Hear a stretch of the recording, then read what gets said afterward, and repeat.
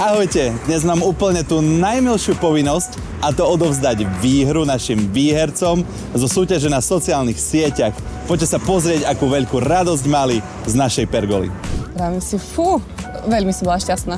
Neskutočne som sa potešila, hneď som volala manželovi. Ste boli v práci, ale kde Ja som bol v práci.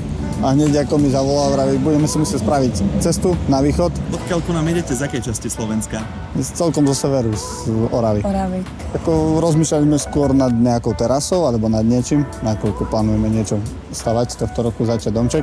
A nejaká terasa by nám tam bodla a tá pergola prišla absolútne vhod, takže vieme si to tam celkom predstaviť, ako to tam budeme montovať. Čiže začali sme vlastne tak od konca, že teda pergolku už máte. Áno, už len ten dom. A ešte ten domček. Tak ešte raz. Gratulujeme k výhre. Ďakujeme veľmi Ďakujem. pekne. No tak vidíte sami, tá radosť bola autentická, nás to takisto veľmi potešilo. Čo viac dodať, a zda najzaujímavejšie bolo to, že väčšina našich zákazníkov to spraví tak postupne, že si postavia teda nejaký domček a potom rozmýšľajú, keď už majú tú terasu nad záhradnou stavbou.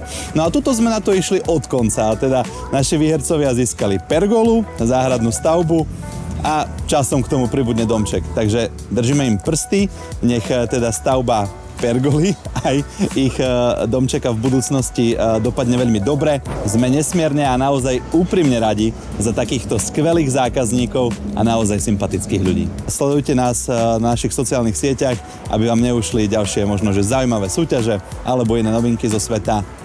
Hobbytech Slovensko.